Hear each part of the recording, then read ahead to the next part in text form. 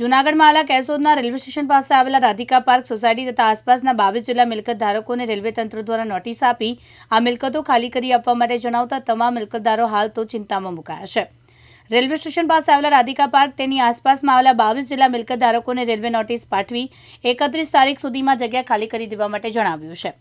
ત્યારે હાલ તો રેલવે દ્વારા નોટિસ મળતા તમામ મિલકત આસામીઓ મુસીબતમાં મુકાયા છે।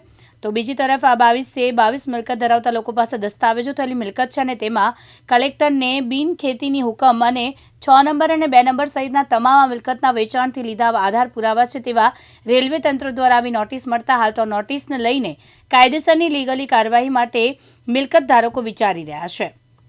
એમને પ્રશ્નો પણ પૂછ્યા કે ભાઈ તમારે આ રીતે નોટિસ આપી તો આગળની કાર્યવાહીમાં શું કર્યું, એટલે એ લોકોએ કીધું અમે બધી નોટિસ વકીલને આપી છે। વકીલે કીધું છે કે વકીલે પણ સામે ફરિયાદ રેલવેને નોટિસ આપી છે, પરંતુ કાલ 31 તારીખ જે રેલવેએ નોટિસ આપી એ બરાબર કાલ 31 તારીખ થાય છે તો વિસ્તારના રહીશો કોઈ અંધારામાં ન રહે અને રેલવેના અધિકારીઓ કોઈ એની ઇલીગલી કામગીરી ન કરી જાય, કારણ કે આ વિસ્તાર જે છે આમાં જમીનથી માંડી અને મકાન બધું સરકારના નીતિ નિયમો પ્રમાણે બનાવવામાં આવ્યું છે।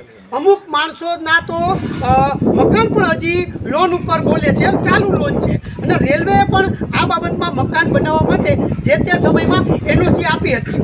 એનઓસી આપ્યા પછી રેલવે હવે એમ કહે કે અમારો હક અધિકાર થાય અને તમે મકાન ખાલી કરો તો આ મારા ખ્યાલથી ગેરવ્યાજબી છે। આ બાબતે તમારા ધારાસભ્યો કે કોઈ તમે રજૂઆત સરકારમાં કરશો?